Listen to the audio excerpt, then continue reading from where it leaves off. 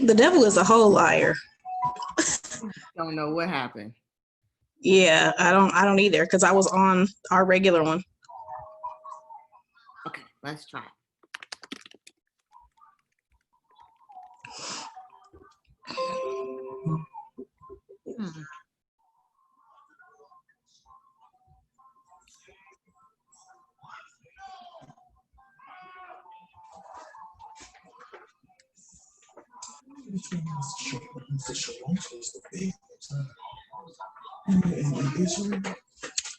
Well, that doesn't mean it's like that here.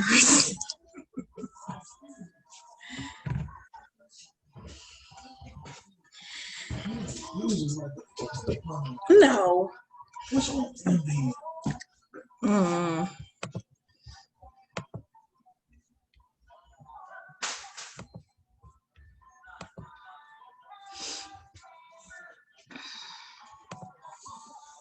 Shonda, it is so dark where you are.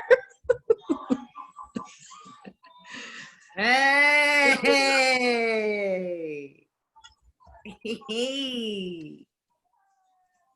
Oh, look at her with her braids. Okay.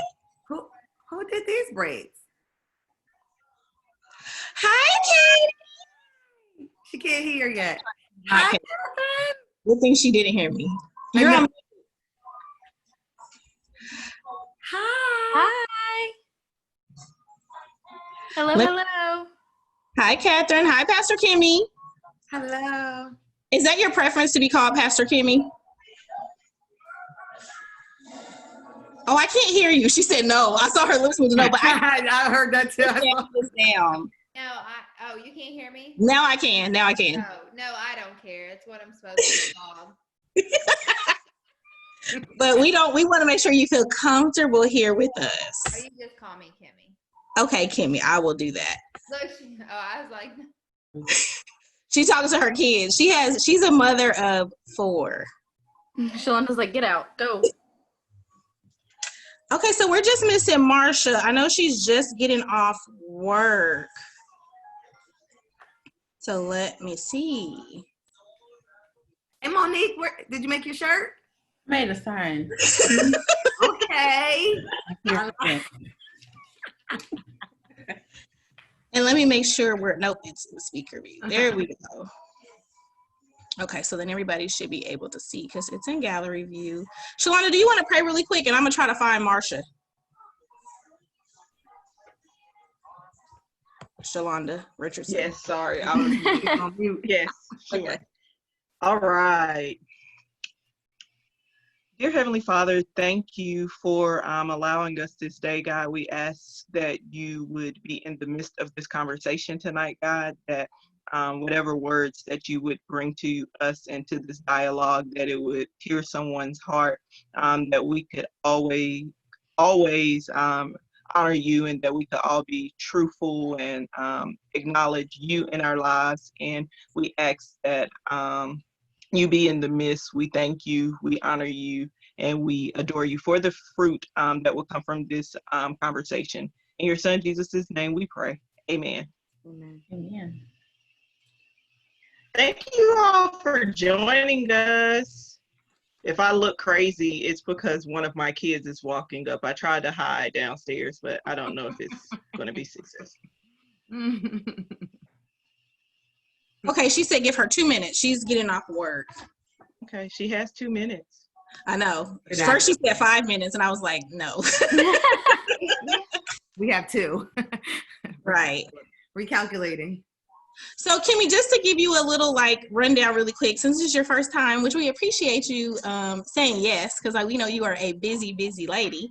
So our ministry is, we are a discipleship program that really helps women in all aspects of their lives. First, of course, starting with their relationship with God, but then we run the gamut. We have programs for young girls from 12 to 23. We have things for married women. We have things for women who would need intense discipleship after they've rededicated their lives to Christ. We have another program that focuses on women whose marriages are in crisis. So we just feel as women, like lending our voice to this conversation is really important. Our ministry is predominantly Black women, like I shared with you. We have a little sprinkles here and there of different. Catherine's one of our Wives in Waiting youth members. Right. Well, not anymore, because now Katherine has aged out. I'm old. You're not old. You're old. I'm old. Right. Just to give a diverse perspective. So kind of we chose these ladies to join us on the panel for specific reasons. Like Monique, if you want to just tell Kimmi your background really quick while we're waiting on Marsha. Sure. So I am a community engaged researcher in Louisville. So I work for U of L in the School of Public Health. And my research area is structural violence, which looks at issues of injustice that produce the outcomes that marginalize people of color. So it's just kind of my wheelhouse in that area. And she's a crazy, crazy prophet. Oh, that part. With how many kids, Mo? Oh, at which time? Like together, my husband and I have 10, but most of the time, like in and out, there's like 6. Wow. Look at Katherine. Katherine said, wow. Where do you go to church at? So we were at Elam Baptist Church. I don't know if you know, I feel like you guys have a church here. They do. We do. Okay. That feeling would be right. So the chief of community building here, Chief James, I don't know if you know him, Vincent James. Well, it's his church. He works for the mayor's office, but it's his church. And we have been going there, but like the Lord is dealing with us a lot about this whole house church model. So we're in prayer about that. I believe that my husband is probably just a little bit scared. But that's just where we are in our process. We are at 16th and Market. 16th and Market? That's East Market? No, West Market. We in the hood. Oh, so you guys are in the West End. Okay, our office is in the West End. We're at 28th and Broadway, right where the barbecue man got shot. Yeah, so in we're Miles Mall. from the Dollar General, right in the Russell neighborhood. Okay, I know exactly where that is. Yeah. You should pay them a visit, Mo. Right, now I'm gonna make him. Visits. Okay, and then Katherine, you want to go? Sure. I got to meet half of these lovely ladies, I guess. Shalonda and Shantae. Mia, I don't think we ever really met, but you came in like as I was leaving, I guess. Mm-hmm. I was introduced through Wives in Waiting Youth. Like 4 years ago, I guess, like 2016. And it was right before I was moving to Atlanta, where I live now, kind of Kennesaw, if you're familiar, but it's near Atlanta. And yeah, I was part of Wives in Waiting Youth, kind of the college age. Is she freezing for y'all? Yeah. Mm-hmm. Katherine, you're frozen. I'm glad I know that now, though, so we can be prepared. Okay, while she gets back on, we're going to pray she gets back on. Mia, you want to go? Oh, I'm back. Oh, yes. Okay. I was like, oh, no. Oh, you didn't finish, but that's okay. We didn't hear you finish. Oh, okay. Where did you last hear? When you were leaving, yeah. Oh, wow. I think I said now I live in Kennesaw and I'm a second grade teacher. There you go. That's the important part. That's why I'm here right now. Yes. And then Mia? Oh, that's me. I am working as an addictions counselor. So mental health advocate. I focus on trauma and adoption awareness, and work mostly with those of a marginalized demographic. So a lot of Black and brown, and a lot of just people who are dealing with trauma that they have not dealt with in a healthy way. Coping mechanisms lack. And so I'm assuming that's why I'm on tonight, to give my perspective from a mental health, arena, but we'll see what comes of that. So we're gonna go ahead and start. Like, oh yes, perfect timing. I was like, who we were waiting on is Marsha Cisse. She is Marsha. We were just introducing ourselves to Kimmi, but like 2 seconds to introduce what you do, and then we're gonna go live. You're on mute, so we definitely aren't hearing you. She's so cute. Muted. She's still on mute, but it's She still don't know. Just so you guys know, Hey, it's Marsha here. Hold on, Marsha. Pastor Kimmi, you're low. I think that's why they couldn't. Pastor Kimmi. Kimmi, you're low. Okay. Uh-oh. We can't hear you. Now it's gone. Devil is, you know, because the devil is a lie. Right. First we couldn't get on the Zoom. Now we can't hear her. can't hear me at all. Now we can. What were you saying? You said just so we know something.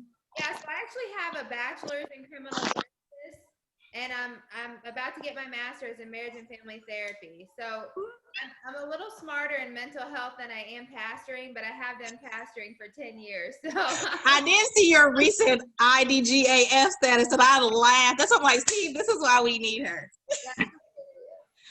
Okay, we're gonna go ahead and start, y'all, because we're already 6 minutes after. So let me get plugged in. Sorry, Marsha. No worries. Hey, y'all. Hey, y'all. And Londi, you can get us started and welcome everybody once it's on.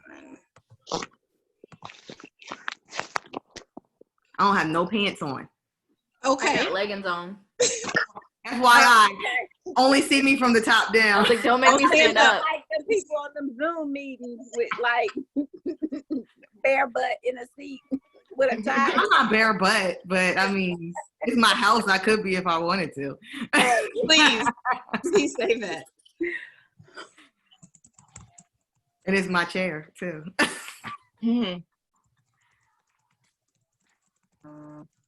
Okay. And we are, just kidding. I got it up on my phone, so I'll tell you when I see it. Okay, thank you. Yeah, I'm looking too.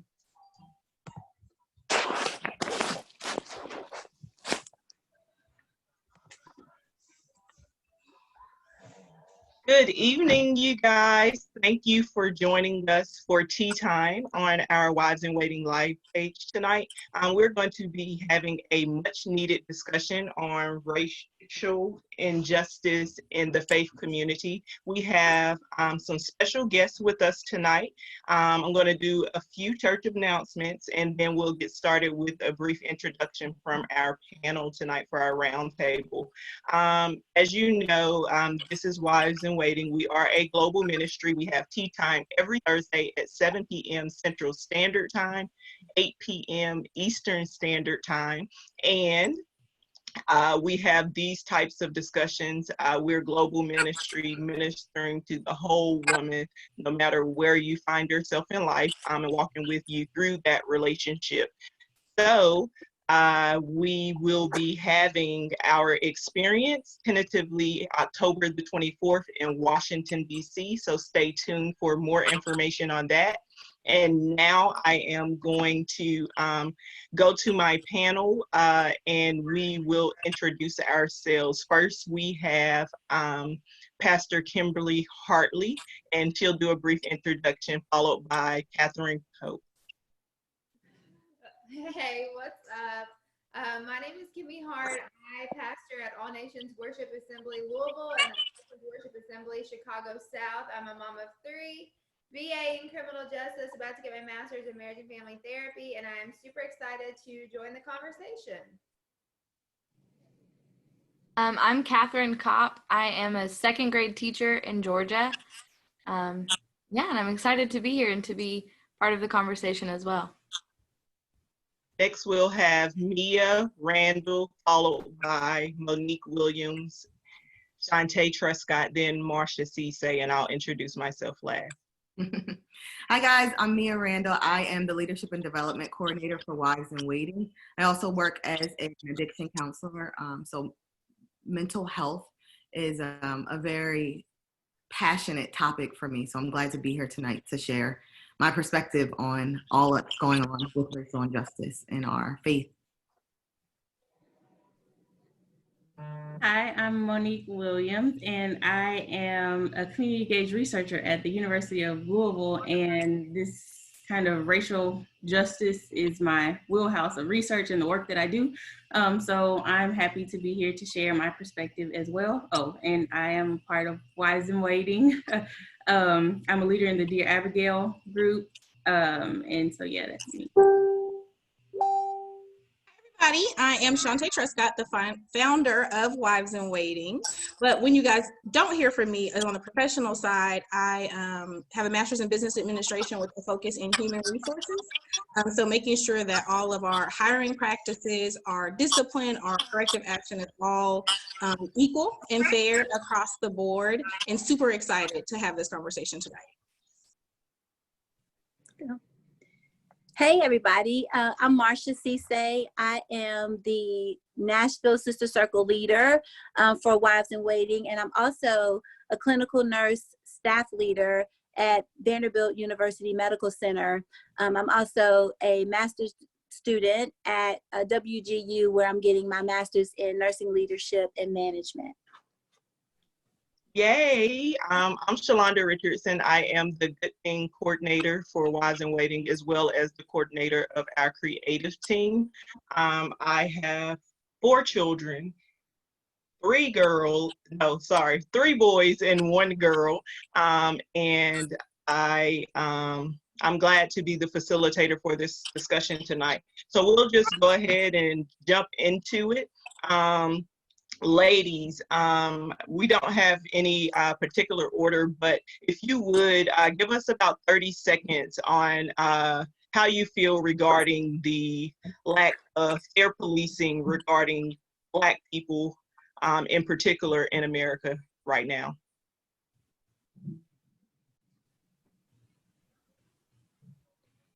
I'll go first.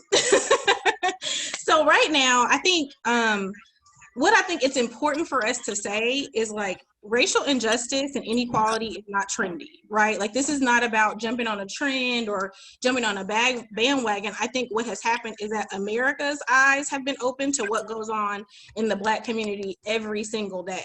So this is something that, while there's a lot of attention now, right? This is everyday life for a lot of people. And being able to have conversations like these are extremely important. So we don't, in the faith community, compartmentalize what's happening as a one-time event or a one-off event, and realize, like, the place where the church should be coming from. Like, we should be, excuse me, leading the charge on change. And until we have conversations like this and some actions to go behind it, we're going to continue to see these situations a la George Floyd, Breonna Taylor, Ahmaud Arbery. Like, those things are in the news now, but there's so many names that are not common, you know, that are not household names that people don't know about. So as far as how I feel, this has been, it's a time to do something different, because we can't keep marching, we can't keep protesting, we can't keep just having conversations. We need to be able to bridge the gap between those of us that can help make change and those that are asking for the change.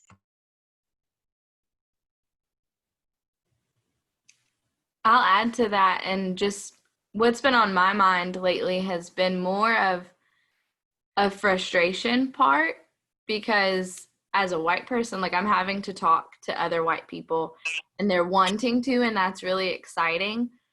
But when they come with a defensive approach or a closed mind, where it's like, you can't, not that I'm trying to change their mind necessarily, I'm just trying to, like, share perspective, challenge their thinking, let them get there on their own. But it's becoming more and more evident how much of it is a heart problem rather than a political problem. At the foundation, it's a heart problem, and it's generational, and it's a lot to unpack, and it can become very frustrating when you're trying to, you know, dig into that and address the fact that it's a heart problem, and it automatically becomes political. And I think that's where you get, like, the polar opposites, where if you come at it with the respect of, this is a heart problem, you're going to be able to start to unpack that. and really understand different perspectives. I think one of the sorry, go ahead, Marcia. In terms of from a healthcare perspective, I think that what I've been seeing is that now that with the George Floyd case and everything, all of the attention surrounding his case, it's brought the awareness that racism affects every area of a person's life. And now that it's kind of in your face, we want to be able to unpack, like, really, what does that look like in healthcare? Because we hear a lot of things about how the African American, like our food and our diet and just who we are affects our healthcare or the care that how we take care of ourselves, and it predisposes us to certain things. But I also have to wonder, how much does racism impact our ability to get quality health care, our ability to be able to take care of ourselves? And so I'm really glad that with this panel, we really have a way to kind of talk about that from every perspective and have healthcare included in that, because it's really important, especially as we're in the face of a pandemic, to really understand, like, what does racism look like when you are fighting a pandemic?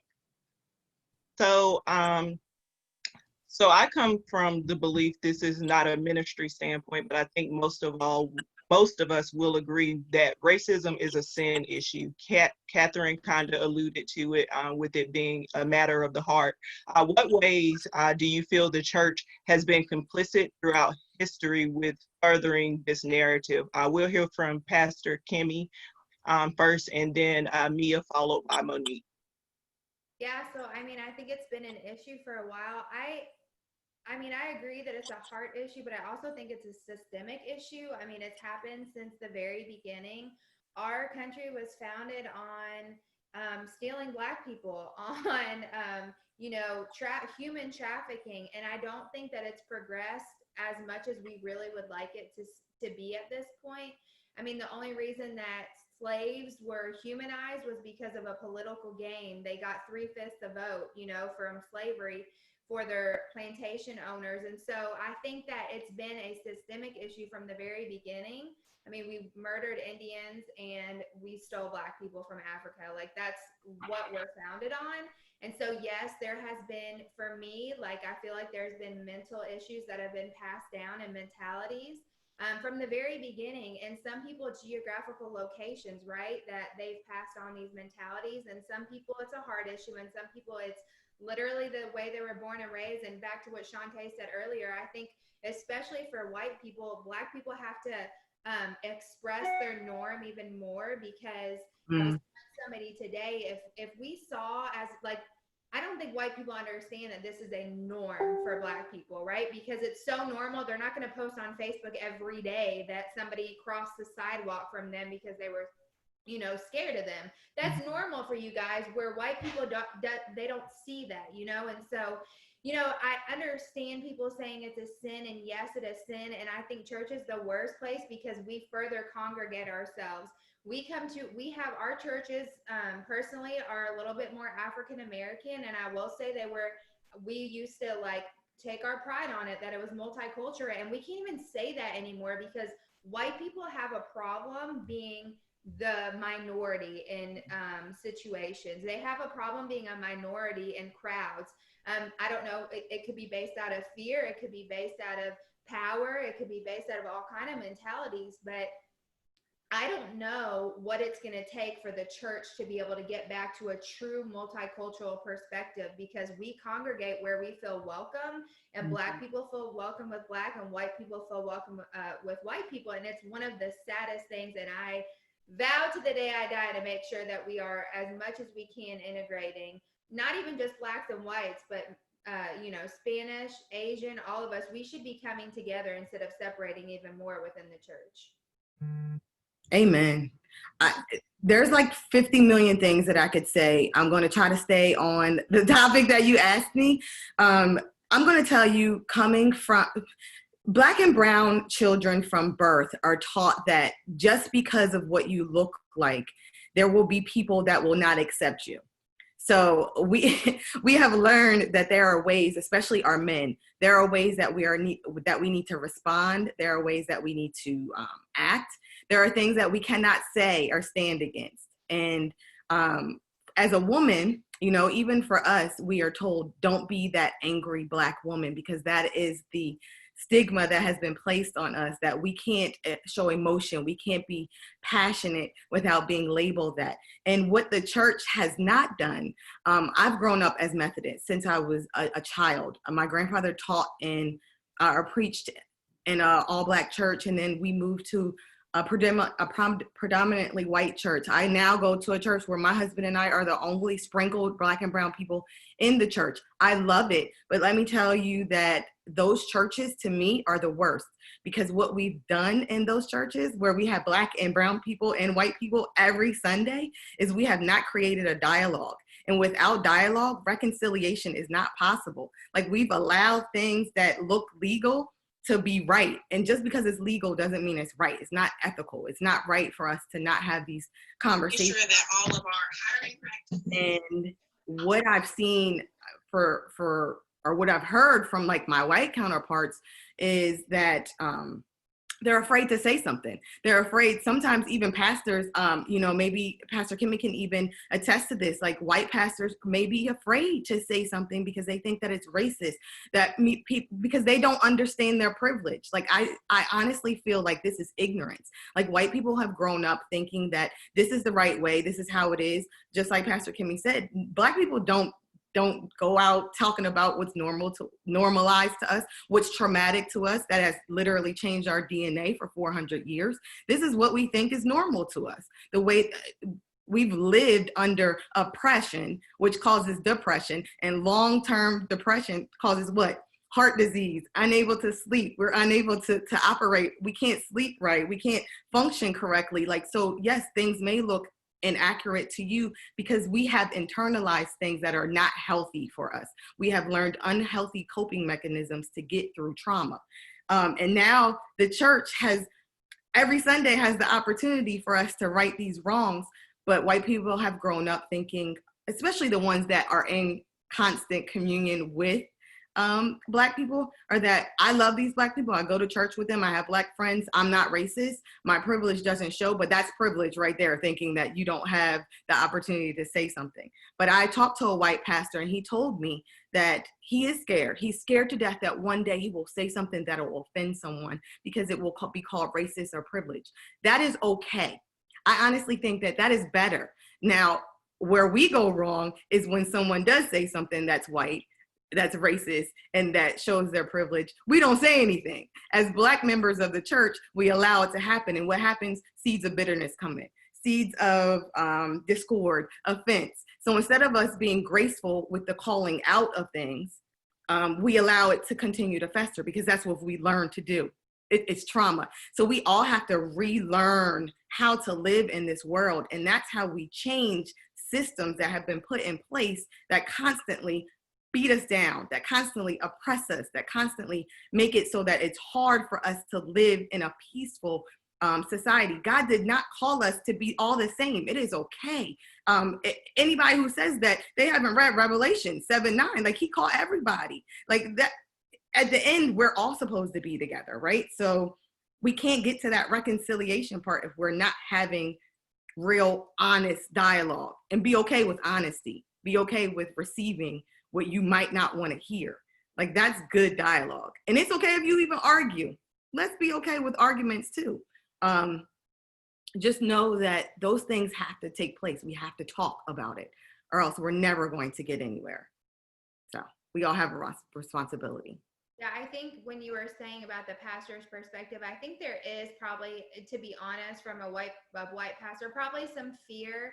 Maybe not so much for the people who have really studied this out and learned a lot about it and took the time to educate themselves, but like somebody who hasn't, because of social media and because everything goes viral nowadays. If you're that one pastor who says the wrong thing, Yes. ruined, right? And so I think there is, a level of what can I say in the pulpit and what can I not, out of fear. We choose to speak truth, and what our truth is, what we've learned from other people and what we've educated ourselves through history on. And so I don't really have that particularly, but I will say that even when I come on things like this, I second guess and really try to make sure I'm saying things in a proper manner, because I don't want to offend anybody, because I have no idea what you all are going through, right? And so I think there is some level of fear, and I'm not scared to say that, but especially when you're coming from a pulpit and you're supposed to be a man of God or a man of woman, or a man of woman, of a man of God, or a woman of God, Yeah. that you don't know when you're gonna be the one who goes viral and slips up on a word, right? Yeah. Social media, man, we gotta use it for good, not for evil.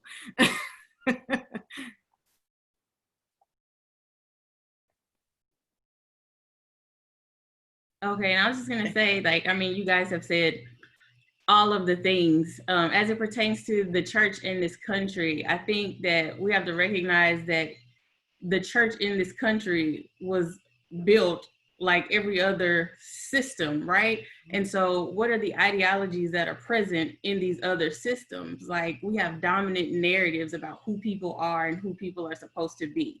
And just because we are in the church, that doesn't negate, like, we don't walk into the church and now all of a sudden we forget everything that we're taught. We forget how society is organized. We take all of that into these buildings with us. And so I think as individuals, like, as Katherine already spoke about, like, heart issues and people examining their hearts, but then also too, looking at how people like to say, like, God is all, God loves everybody, everything is good. And so when you go into church, that is the expectation that you sit under. Well, everybody in here loves the Lord, so therefore those things aren't present. And so then we don't talk about it, then we don't address it. And so I think the more people are willing to be real, and like right now, this is real time for a lot of people to have to become comfortable with something that they're not usually comfortable with. I think now we're probably going to see some things in a way that we haven't seen it, because we're already seeing the church talk about it in a way that they haven't been talking about it. Great. Good discussion. This is kind of a question for Pastor Kimmi and Katherine. How does the conversation play out when we talk about white fragility in these times where it's so like in our face and we can see the injustices that are gone?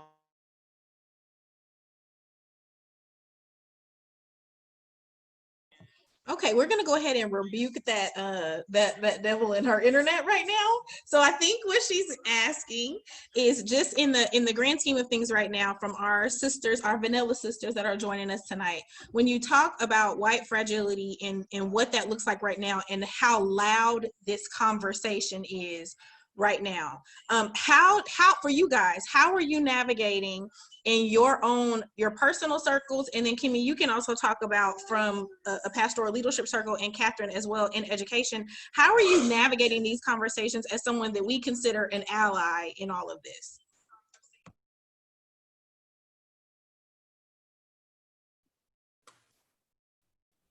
Okay, I'll start.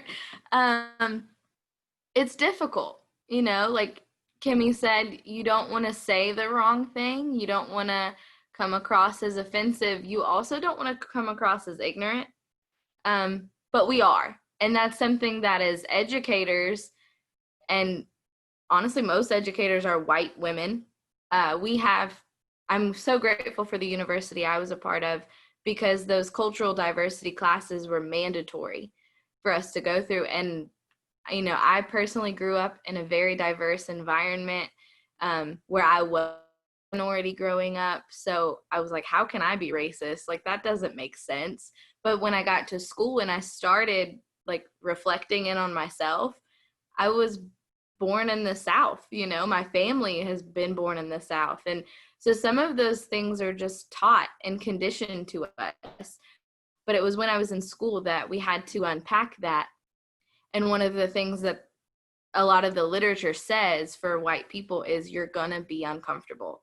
Sometimes it's probably uncomfortable for our Black friends when we're having these conversations because they don't want to come across as I hate you, like I'm mad at you or whatever. Like there has to be like you're both realizing like this is really weird. I don't know what I'm saying. If I offend you, I'm sorry, but I'm just trying to learn. And I'm blessed with a lot of beautiful Black women as friends, beautiful Black men as friends. And because of the way that I grew up, I had a little more comfort level of being like, you know, your hair is different. Well, how do you do that? Like, and they would ask me the same things. But even in those small questions, learning about other people's cultures. And, you know, I remember when I first started teaching in preschool, there was this beautiful little girl who, when she would get excited about things, she would just get louder and louder and louder. And I asked her mom, and I was like, girl, why is she so loud? And she was like, that's our culture. She was an African family, like Nigerian, I believe is what it was. But she was just like, that's how we communicate with one another. When we're in a group and we're having fun, you know, one person starts talking and the other person starts talking, and that's just our culture. And I said, oh, okay, now I understand. I don't see it as this child is being disruptive, misbehaved. This child is expressing the only way that they know how. And so I had to have those conversations with her mom, like, can we partner together and say, this is okay when we're with our family, when we're playing outside, when we're, you know, playing in the classroom is fine too. But, you know, if you're answering a question or someone else is talking and you want to say something, let's practice waiting. You know, just some of those commonalities that we have that we need in the classroom. But for me, it was very important that I ask those questions and be transparent, because otherwise I would have thought this child is misbehaving. They're being disruptive. When I ask them to stop, they're not. But for that little girl, she didn't realize the cultural differences, the societal differences when you're in the classroom from versus at home. You know, we had to have those conversations, even though they're difficult, but I think it builds mutual respect along the way too. Like if I ask Shantae a question and I'm like, I don't understand this, or can you explain this part of what's happening to me? I think she would respect me more for asking. Whether I agree with maybe what she said or if I really understand it, that might take time. But then there's a mutual respect where we can continue to facilitate these kinds of conversations. Yeah, there definitely needs to be respect on all levels. I'll say from my perspective, just personally, that you know, I don't mind to ever tell somebody that I was All Lives Matter and then I changed to Black Lives Matter. It was because of the way that I was raised. I was raised in a white middle class family, and the Black people that I did know were also middle class. So I didn't see poverty, struggle, anything like that until it was not until I started actually went to the west end of Louisville and was involved in the church there that I got to experience new information. And when I gained that information, it brought clarity to me and understanding. You have to be intentional about educating yourself and also giving empathy. As far as white people not wanting to talk about it, I think it's a cop-out. I mean, I really do. I think that at the very least, if an entire society of African Americans are crying out for help, then there's an issue. It's not like it's one or two people being like Black Lives Matter. There's a systemic issue going on, and we have a duty to listen to that. And so for me personally, I think it takes a lot of conversation. I can tell you honestly, it is extremely hard to change some white people's opinions, and it is so frustrating. I cried today about it because I have good friends and family that it is extremely hard. I'm like, how do you not see this? And, you know, it's frustrating. I mean, 100% is extremely frustrating. But, you know, as far as like being scared or timid to talk about it, if I don't understand something in school, I'm going to ask the teacher. If I don't understand Black people, I'm going to ask a Black person. I mean, there's things that I grew up, I will never forget, this was the biggest eye opener to me was when one of my best friends who's African American, she was building a home, and I was like, well, go just look in the windows of the basement and see what kind of basement you want. And she was like, I could never do that. I was like, why? She was like, the police would be called on me in a second. And I was like, why? And so for me, you know, my perspective, that's never happened to me, and I've done it 1,000 times. For you, you'd get the cops called on you and probably shot. Like, that's really messed up. And so for me, that was a huge eye opener. I was like, what else do I do that somebody else would probably get killed for? And I just kept thinking, and so I started asking more questions, and it was in those questions and in those answers that I was like, dude, white privilege is a thing. Like, it literally is. And so it came with a lot of like questioning and understanding and talking about it, and I don't think there's anything wrong with it. Now, I will say really quick, my first experience of like a loud Black woman was kind of traumatic, right? It was like at a store, somebody slapped their kid across their face. It was very aggressive. And that in itself, we have to be careful to shield our, you know, the culture and the perspective also that that if there's a good representation, right? That I'm not instilling fear either. I was terrified. And so I thought, in my perspective, like, everybody was like that. The girls at school, they would fight me and beat me up. That was a perspective because it was not a norm. It was just that was my first perspective of it. So it took gaining and understanding that not all people are like this. Not all white people are like this. Not all police officers are like this. That is not accurate. It literally just takes conversation and empathy to be able to understand and get educated on each other's opinions and what the truth is. My pastor always says, you can't hate someone when you know their story. And in a lot of the conversations that the last couple of weeks have brought about, that people come to talk to me about it, I realize how blessed I was to grow up in a very community where relationships were forced, you know, like they just happened because they were there. I can't imagine growing up in a predominantly white school where the relationships and friendships with people of different colors or relations doesn't happen until you're an adult. Like she said, like those first experiences are based off of movies or the news or something like that, which is very tainted. But when you get to know someone, you're like, oh, there's a lot more that we have in common than the one thing that we have that's very different, you know. And our cultures might be different, but then again, they can be very similar in the respect. I think it all just kind of boils back down to that word of, I respect that you're different. I see that you're different. I love that you're different. Explain to me, share with me, show me how you're different. And I want to do the same with you. Like, it's a mutual kind of benefit and understanding.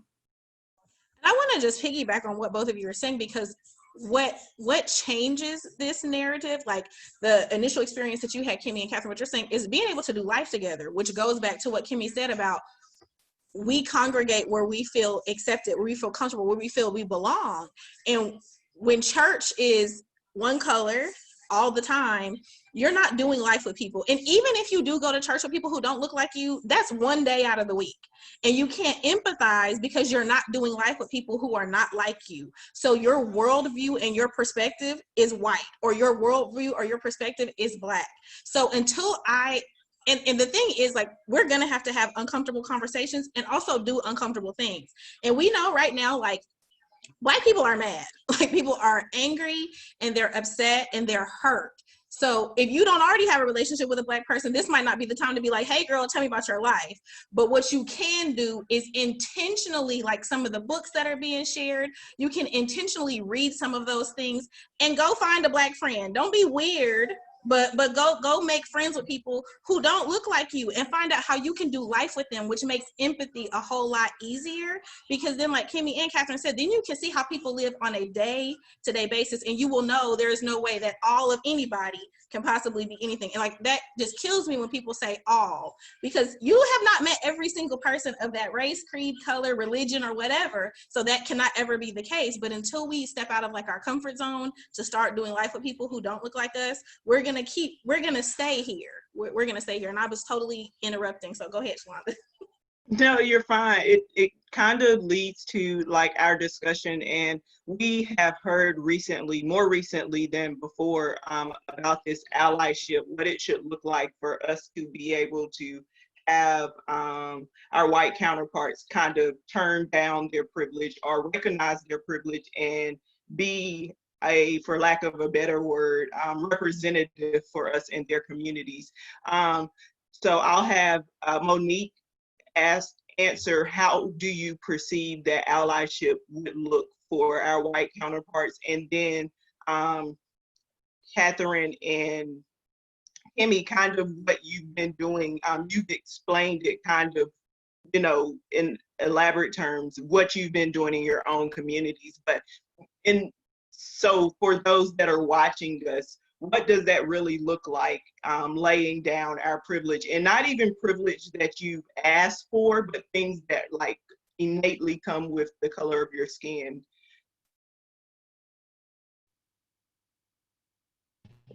Sorry, my computer was frozen. So with allyship, I think the first thing that people have to do is educate themselves, and educate themselves outside of like our traditional educational system, because our system and our society centers whiteness, right? And so if you do that, then you will continue with the dominant narratives and you will have little information about the marginalized. So as many have mentioned, I mean, there are 1,000,001 resources out there to help educate and get accurate history, as I like to call it, and not just, you know, Black history, because even Black history is other, or Native American history is other. Just the history of America, period. People's stories and narratives and how things have come about. And then it has to change your perspective. Like, you can't learn these truths and not feel some type of way, or at least have some kinds of questions about, you know, how you do life now with this new information. And then once you have the information, see it as a responsibility and duty to share it in spaces where we can't show up, or spaces where we can't be heard. And so we have this conversation a lot in my office, because we are, you know, an office that focuses on structural violence, right? And so we focus on addressing issues that are the root of some of the outcomes, the poor outcomes that we see in African American communities. And so a lot of times we are on the front lines of fighting for those things. Well, in our office, my boss, who is a dean in the School of Public Health, an assistant dean, she is a white lady, but everybody under her is African American because of the work that we do. And what this has been like for her, bless her heart, she's had to learn, you know, a lot of lessons, even about the spaces where she can be up front and in front, and spaces where she should just fall back. And that's privilege on a lot of levels, right? Because she has power, authority, and all of these things. And sometimes she has to fall back even under some of, you know, the graduate research assistants that work for me. Like, I will send a graduate research assistant to some spaces that I won't even send her to. And how much of her privilege she has to like bury in those moments for the sake of what we're trying to do. But then also we've adopted this thing too in some spaces, depending on the organizations that we're talking to, because more and more we're learning that there are white people who say, yeah, we get it, racial injustice, the impact on, you know, the community, how can we help? But we don't know what to say. And so developing materials for those spaces, but a lot of times they hear it better from her than they do from some of us sometimes. And we just we have this thing where we say, get your people, like in some spaces, and she'll know, even the email will just say, okay, this is this organization, like get your people. And she knows like, okay, this is something that I need to carry. And then, so, okay, yes, educate yourself, recognize your privileges, and then share in your spaces, and then be an advocate, right? And so I think you said, Pastor Kimmi, that, you know, we don't always promote on social media and in different spaces when we're experiencing things because it's just life. But in the times where we do and you see it, you have privilege in those moments, right? So like right now, I think I just saw something that said like Starbucks posted like, don't come in their spaces with Black Lives Matter stuff, right? So how do you hit those kind of people? It's more so in their pockets. So be our advocates to also call and complain about those kinds of things that you see when they happen, so that it's a collective voice and not just those Black people screaming again, but we stand in solidarity with you. So we're gonna use our power in those spaces. The same when we're talking about like, on this particular issue of like police brutality, and you know, people are asking, what can we do? Well, there are certain policies that people are wanting to be in place, like the whole wear your freaking camera, officer, and have it on if you're a police officer that is on duty. Well, in your city, do you know if that is a policy that's been enacted? If you agree with us, if you stand in solidarity with us that that's a thing that needs to be done, then get on the phone and call and be a voice as much as we're a voice about the things that are oppressing us. And so, I mean, I have like a list of like 100 things, but I'll let somebody else talk. But there are a lot of things to do to be in allyship. Yeah, so as a white person, you know, if I've gotten my privilege from society, then I have to use my privilege against that privilege, right? And so it's our opportunity to be able to speak up and against and for. And, you know, for me personally, I'm going to support the Black businesses. I'm going to use the Black people. I'm going to invest my money there. I'm going to, if I see something, a police officer pulls a Black boy on the side of the road and something's going down, I'm gonna pull my car over and watch. I'm gonna make sure somebody's there, that there's things that we can implement to make sure. I'm gonna call the mayor's office. I'm gonna go to the mayor's office. I'm going to talk to them. I'm gonna have the conversations, because where you may not be welcome in the room, I will be. And so, no, I will not understand everything. I will never pretend to understand everything. But if I can educate myself enough to have a voice in a matter, I'm going to use my voice.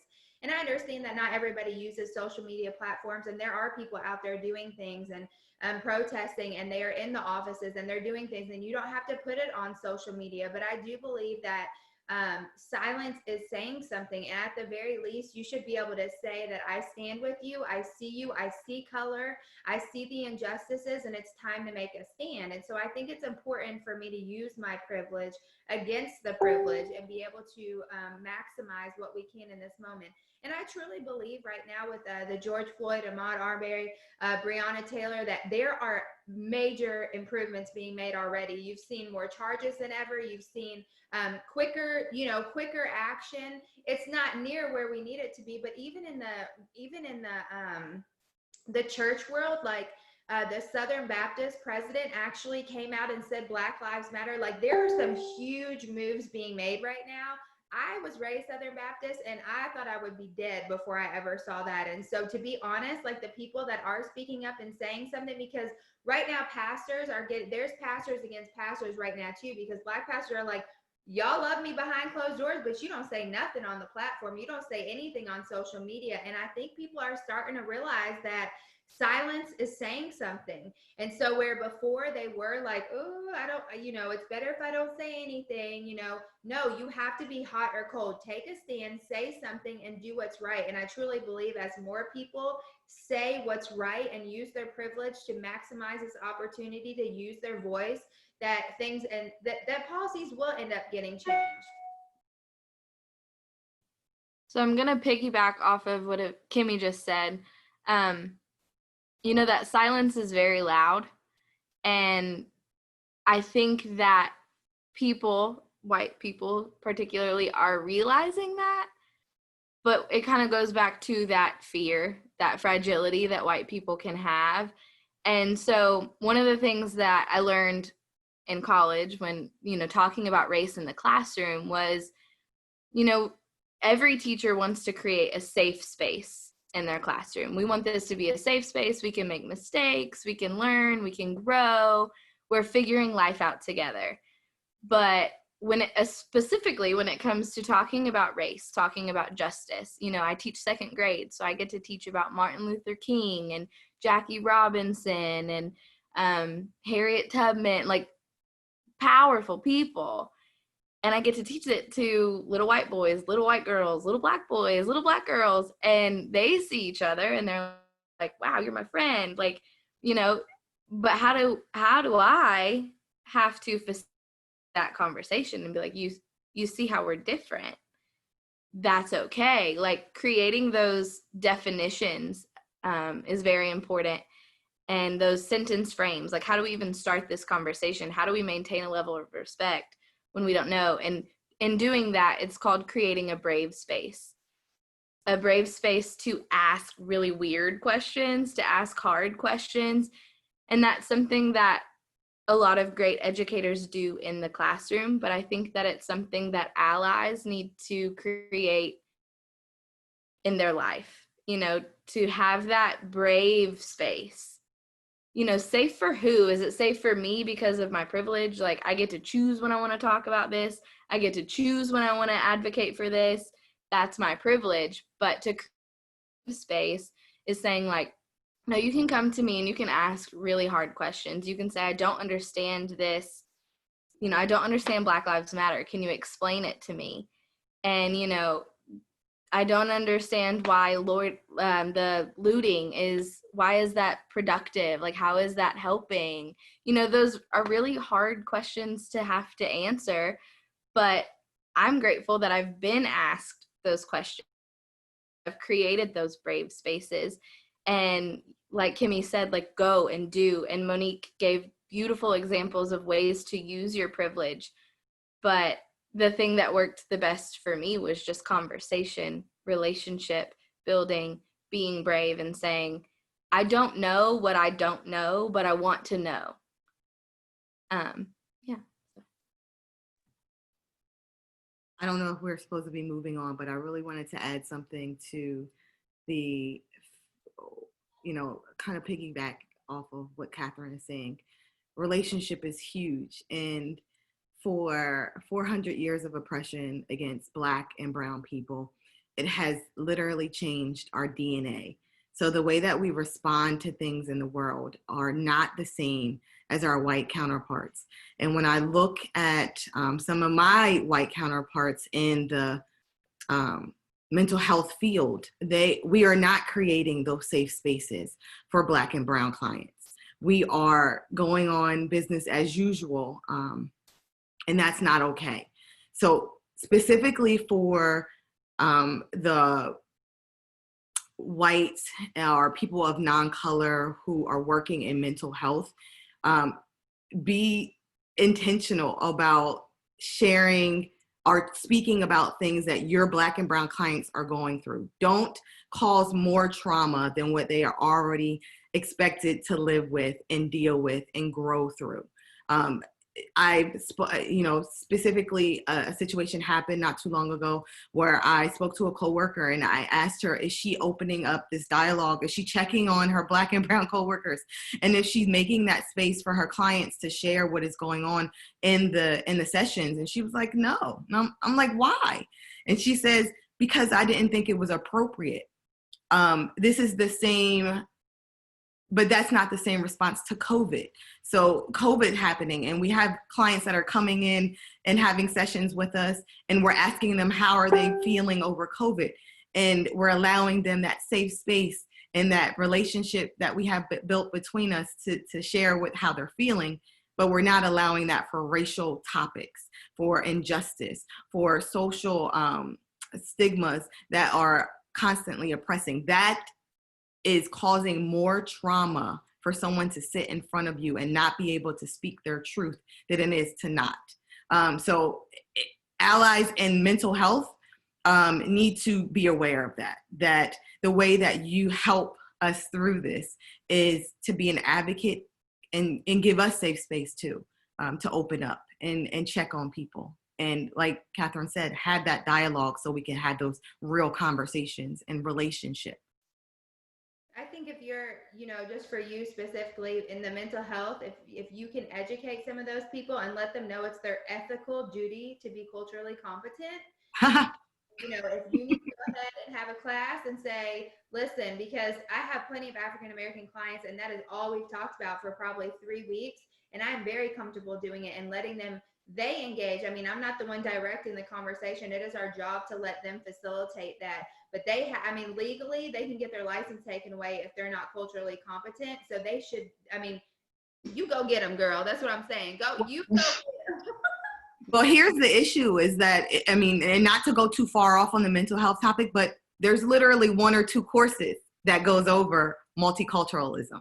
There is not any mandate that says counselors or therapists or clinicians have to go through mandatory yearly continuing educations on multicultural awareness. That is not a thing, but it needs to be a thing. We need to make it a part of the American Counseling Association. We need to make it a part of SAMHSA. We need to make it a part of NADAC and all of those places that people acquire continuing education from. They can go, continue education in trauma, but is it focused on Black and brown clients, if that is what you're focusing on?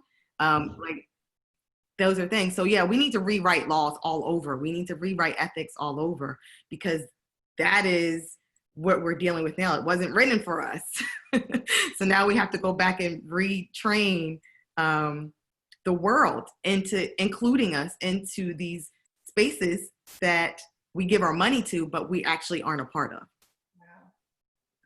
Thank you so much, Mia. You kind of handled it from the mental health perspective. Marsha, as a healthcare professional, what disparities do you see that especially in light of a pandemic like COVID-19 that we've been experiencing? What are your thoughts on how the current systems, these systemic issues, these policies that we have affected the Black community from a healthcare professional perspective? I think, just recently today, there was an article that I read of a politician.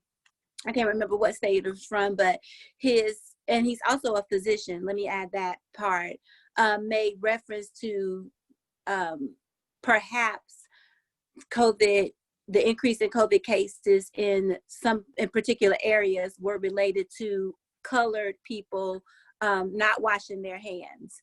And so as a physician, like to have a physician say that, that gives some insight into how if this is the physician who's providing care for African-American people on a day-to-day basis, how does that bias or what he thinks about us as a people, how does that play out in his everyday practice when he sees a patient, when he's educating other physicians, medical students on how to care for African-American patients? And so we have to kind of look at how those biases seep into that. And even with COVID, there are some cities where they feel like what predisposes us are potential for diabetes or hypertension or other comorbidities, like how that impacts testing in those areas. Is testing made available for individuals in that area? When they seek treatment, because of who we are as individuals and how we respond to things, were they turned away because they didn't necessarily have this symptom or that symptom? So I think all of that can play a part in how diagnoses are made, how African Americans feel comfortable with even talking to their physician or interacting with a healthcare professional, because there's already this stigma of what they feel, of what we can feel like in the presence of a healthcare professional. In our minds, we're thinking, are they judging us? Or are they, do they really understand? Are they making assumptions about who we are as people, how we take care of ourselves, do they really rise to the occasion to make sure that they're covering all the bases, to make sure that we're receiving the best health care that we can?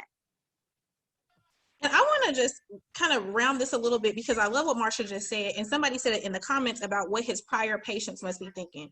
The other part of this, to bring it back to even just our faith and how we worship together, what I have noticed, what I hear a lot of my friends who listen to our diverse group of pastors, preachers, whatever we want to call them, that are being wounded by what some people are saying or are not saying as a result of what has recently happened, where church is supposed to be a brave space. Like, we'll roll on the floor with you, we're speaking in tongues and doing all the good stuff and holding your hand and all that. And then we have some of our vanilla pastors that are saying that either this is not an issue, I'm going to ignore it. And these are not people that are off in the boondocks in the mountains. Like, these are people that have a large Black audience.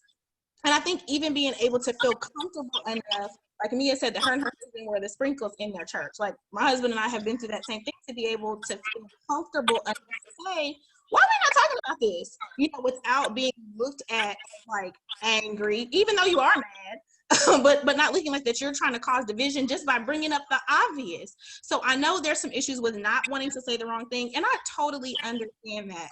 But where is the sense of responsibility in the kingdom that we serve a savior that came to free the oppressed, that was radical, who was not even white, and we won't even go there. But how do we reconcile, or how are people reconciling that not standing up for injustice is what Jesus would do? Like, how are people making that connection? And this is specifically for Katherine and Kimmi. And Kimmi, like I said, you probably have more experience with this because of your pastoral call, but how are people reconciling that staying silent and not getting in this fight is following the footsteps of our Savior?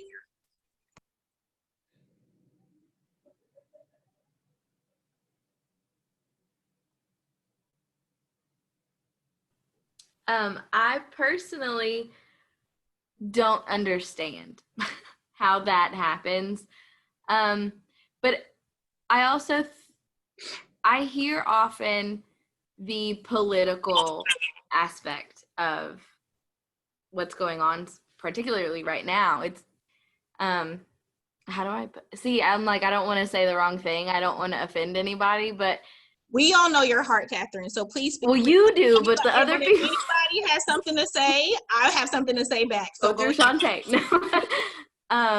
No, but I've always struggled with the conservative approach to Christianity. It's never made sense to me personally. But people who are so adamant against, you know, reflecting and growing and understanding different perspectives are often the ones that, when I'm having conversations with them, make it political, because they're not doing that heart work. They're not doing that, you know, really looking at themselves, looking at their family, looking at their community, their church, their school, their workplace, you name it, the people they hang out with, you know, they're not doing that. So it's easy to just say like, oh, it's so-and-so's fault, or, oh, it's, you know, rule that we have in place, this law that's, you know, like someone said earlier, like, just because it's a law doesn't mean it's right. But it's that unwillingness to really reflect on themselves and reflect on generations worth of tradition or whatever it may be. I just see that as a big, like, lacking component, is the reflection piece. Shantae, what was the exact question? I want to make sure I answer it accurately. How are some of our white leaders in our faith, whether it's a pastor or worship leader, how are they able to reconcile that not getting in this fight or staying silent? And like I said, and this is barring, I don't know what to say. These are people who do know what to say, but choose not to say or say something else. How are they reconciling that with the Savior that we have and how radical he was for the oppressed? Yeah, I mean, from a spiritual perspective, I feel like anywhere in the Bible, it's not like Jesus was like, I'm going to heal you if you're black. I'm going to heal you if you're white. It's not like when he said, let's feed thousands of people with loaves and fish. He was like, give this to the black people, give this to the white people. I don't even think there were white people in the Bible. So I don't even think that's even an issue. But you know, for us in general, I think that they're going to have to answer to God for that themselves. And I truly believe, I mean, my husband's a huge kingdom preacher. So, you know, access of kingdom and keys here on earth. And I truly believe that we'll be people who are open to more knowledge and understanding. They're going to be able to access more things and have more keys and more opportunities with the African American culture than those who stay silent. I mean, I can't even imagine like I made a post, I had seen it on a sign that said, I would rather offend my white friends than bury my black friends. My black friends mean too much to me to stay silent. And I love them dearly. And they are like my people, right? Like I hang around more black people than I do white people. And that's not to be like, oh, well, I know the culture. That's not it at all. I have the opportunity, but it's who are my friends right now. And so that may change in the future. But for me personally, I'm not going to let them suffer in silence.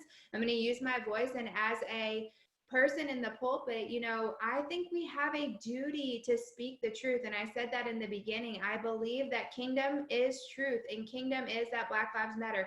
You can't say, if you tell me all lives matter, then you have to say Black Lives Matter. I think there's like, you can't say one without the other. And so if you say all lives matter, I'm gonna say, okay, so does Black Lives Matter. Yes, but no, it's not about the but. It's that right now, this is where we're at, that Black lives have never had equal opportunity. And so we have to be able to say that. And we have to say it strong. And we have to keep dumbing down stuff.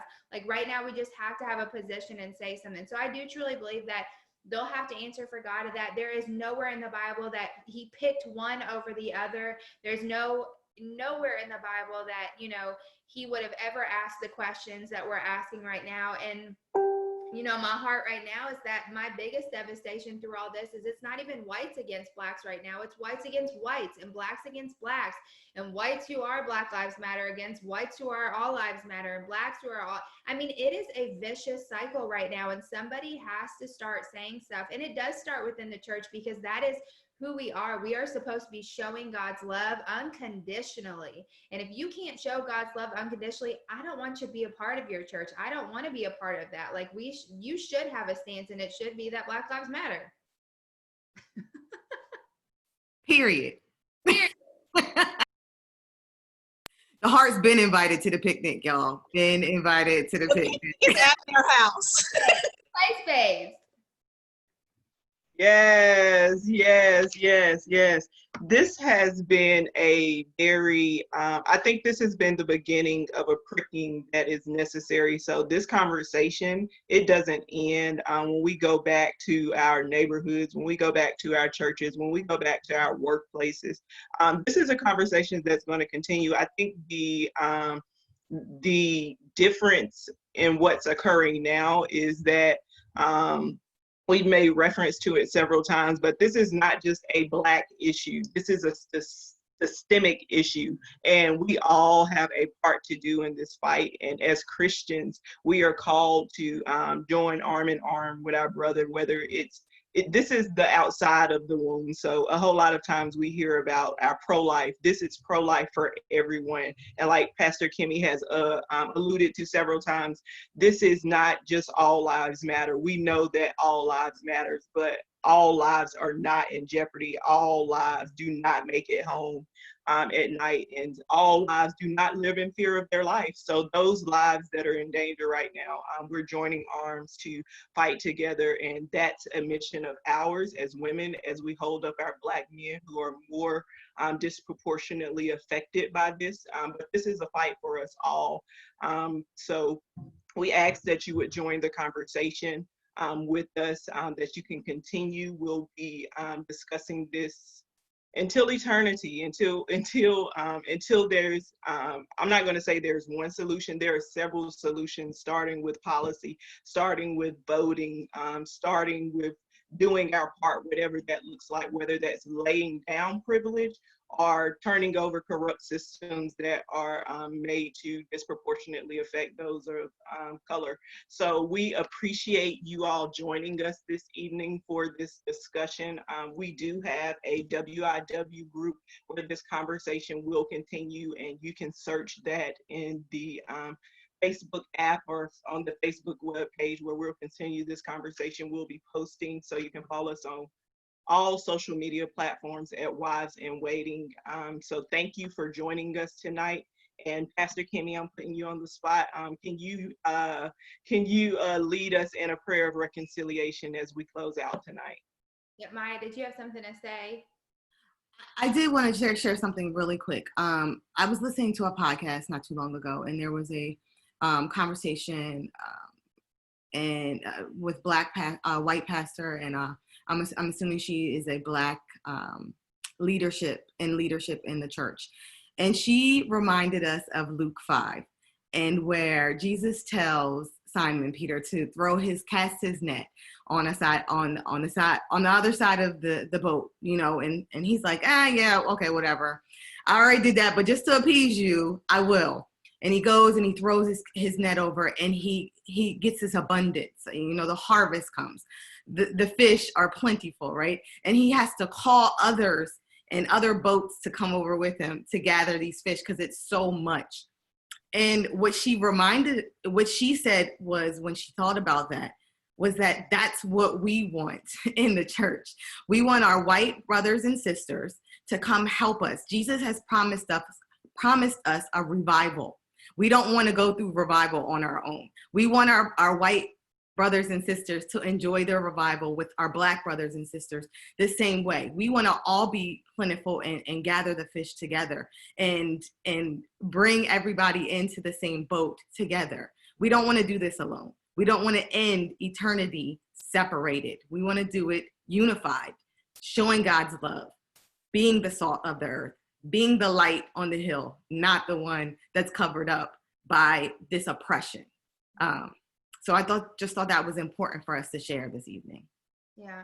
I think it's easy to have a conversation with people who are like-minded, but I think we need to encourage everybody out there to find somebody who doesn't look like you, doesn't act like you, and doesn't think like you, and have a crucial conversation with them and expand that knowledge and give wisdom, understanding to them as well. Because it's super easy to do it on a platform where we all have the same mindset, really, but it's really when we go out there and challenge ourselves. And it's the same with Christianity. There's people in the same boat. You have to encourage them, and your lifestyle will prove something otherwise. So standing with and for each other. So let's pray really quick. Lord, I thank you for the opportunity tonight to just be with some awesome women of God, Lord, and just impart wisdom and knowledge and just have these crucial conversations. Lord, I ask you that you just open our hearts and minds, God, to the things ahead and the things that we have to face and the challenges that are ahead. Lord, I ask you to give us wisdom, download knowledge in us that we've never had before. Give us a new mind, Lord, for new opportunities to come up with the solutions, to be able to enforce those solutions, to be a voice and a mouthpiece for you and for social justice. Lord, I ask you to help us to expand in this season, Lord. Help us to have and reach more people than ever before, God. Let your light shine. Let you be the mouthpiece for this, Lord. And I thank you, God, for giving us the opportunity to get together and just come together in love and unity and show people that it is possible to come together and stand hand by hand, Lord, and just push the voice that you need heard in this world today, Lord. I thank you for the opportunity. We give you all the praise and the glory. In your name we pray. Amen. Amen. All right. Love you guys. Thank you. Thanks, guys.